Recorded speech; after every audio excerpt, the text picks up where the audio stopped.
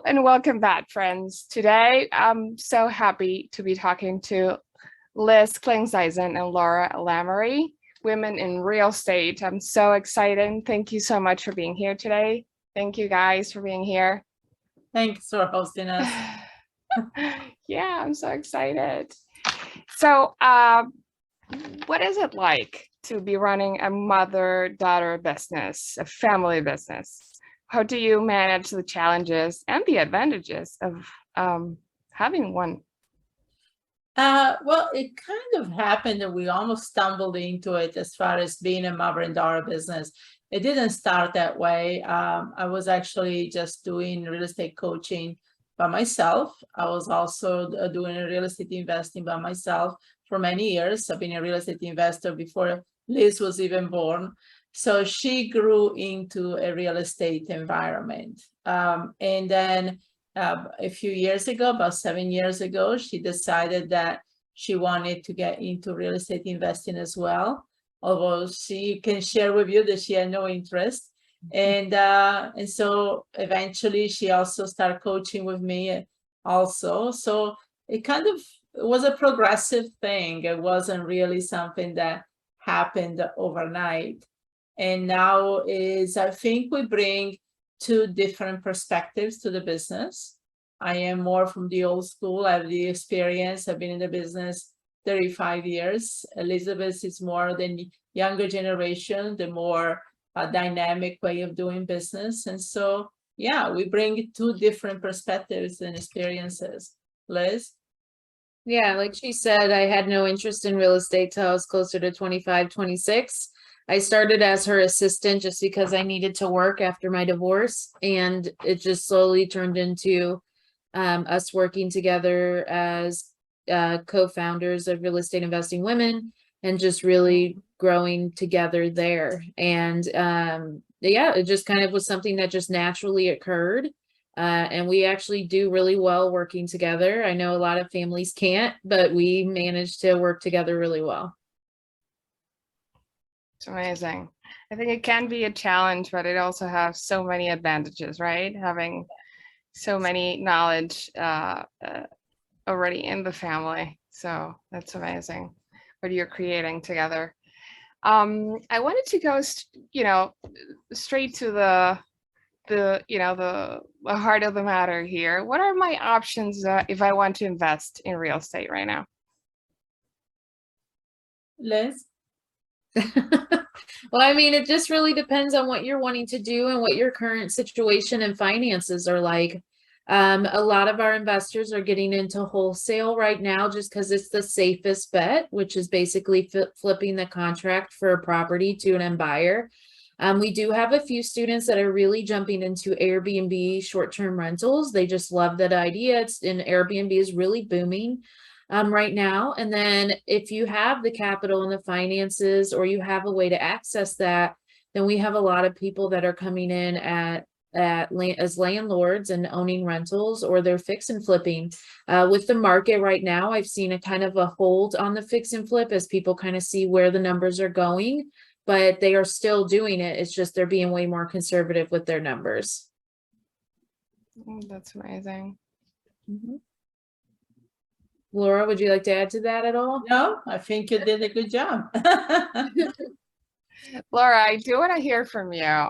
What do you think, in your experience, you've been through so many, economical cycles. We all have been at some point.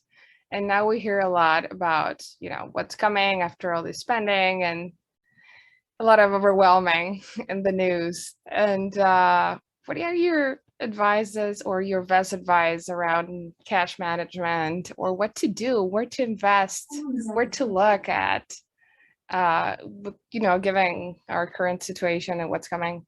Right. Well, I mean, I always look at when there are wrinkles in the system, when there are changes in the system, as an investor, you have to look at what is the silver lining, right? To me, is a chance for new opportunities. So it's a matter of perspective.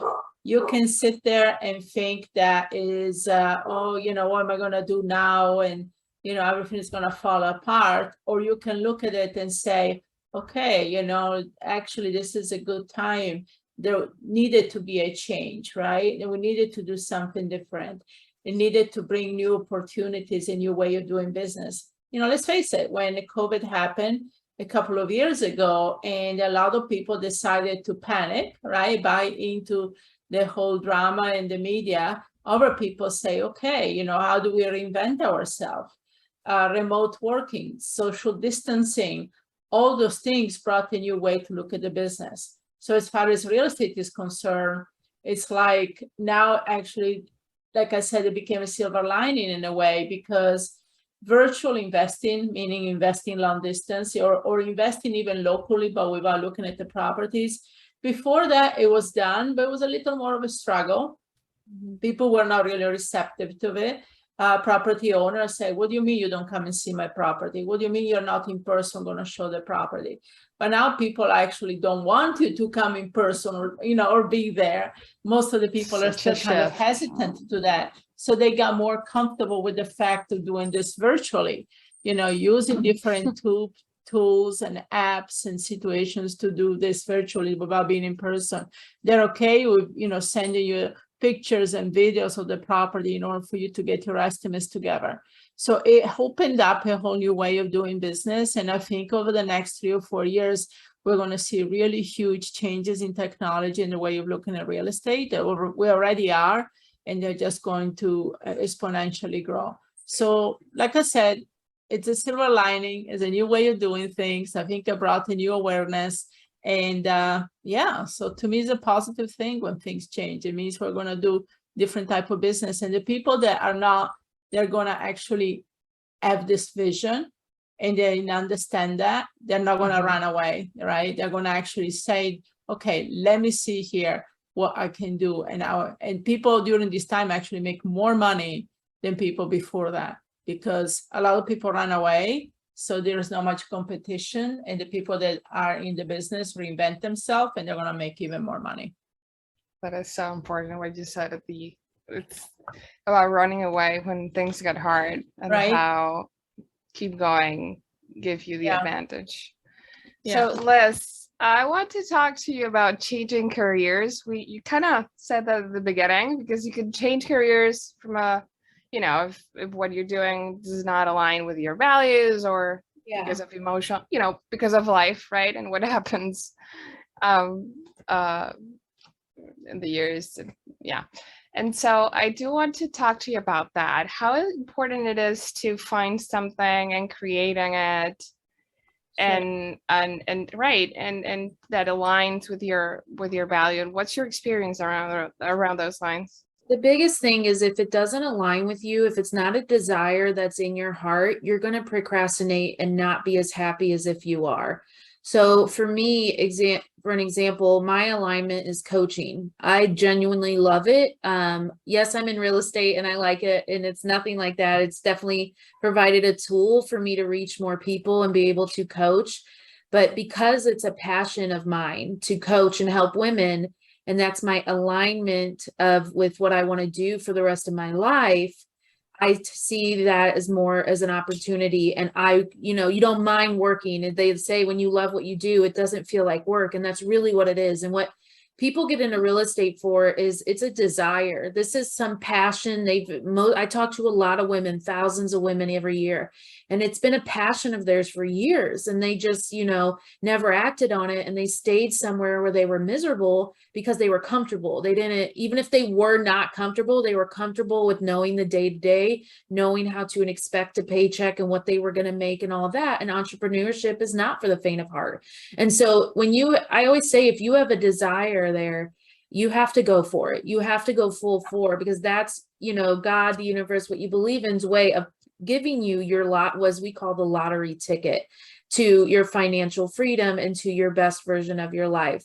So for me, if you feel like there's this passion and there's this burning desire to do real estate or to do a new career, you need to jump for it, because that is literally anyone's way of telling you that's what you should be doing, and to transfer. So when you transfer, you want to make sure that it's definitely a passion of yours. You want to make sure that it's something you feel wholeheartedly you're supposed to do. You're going to have doubts, you're going to have fears, but do it anyway. And when you succeed, because I never say if, when you succeed, you're going to see that you followed something that was so deep in your heart and you love what you do. Everyone that I know in real estate that is especially my age or older, I have a lot of friends that own over 50 rentals and fix and flips, and they're still buying more. They're financially free, they're fine, but they love doing it. They're flying all over the country to check on their fix and flips, to check on their rentals. And to them, that's not a job. To them, that is genuinely something they really love to do.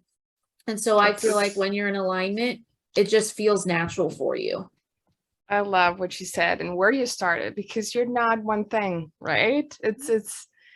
I love that you said you love coaching and you're also in real estate, like you said. And I think this is a generational thing that we're trying to understand, that we can be multi-passionate around things and be equally successful. Yeah, and you don't see that very much. As I said, like when I started, I was never going to be a coach. I wasn't even going to be an investor for the longest time. And then as I became an investor, my confidence grew, and everyone that knew me from back then to now says I'm a totally different person. My confidence is really strong and all of that. And then I got into coaching, and when you see people light up because you're helping them, even if it's not anything to do with real estate, we focus a lot on mindset and money mindset and getting out of your own way.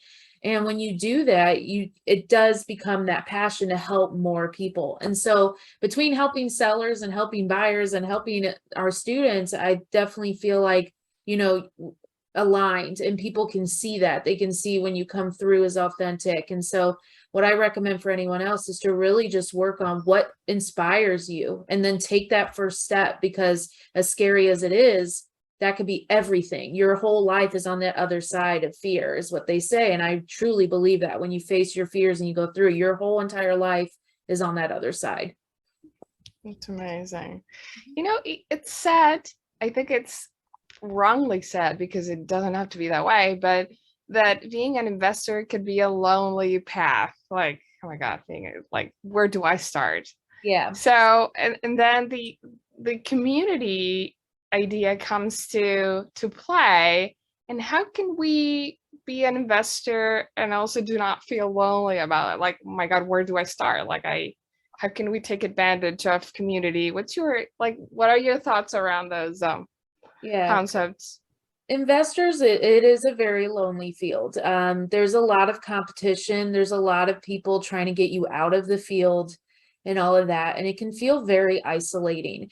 So we have a community, and what we do is we really promote that. We promote the community.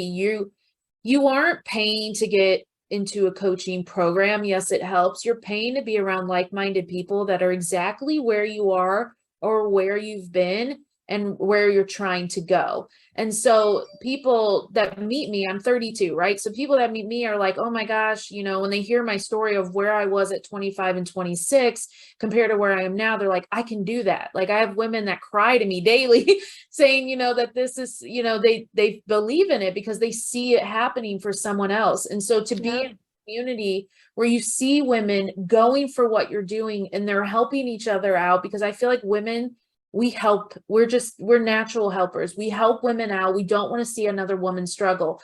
And so for us, it helps save that isolation where a woman may feel alone because no one in her life supports what she's doing, or they may just not understand what she's doing, so they scare her out of it.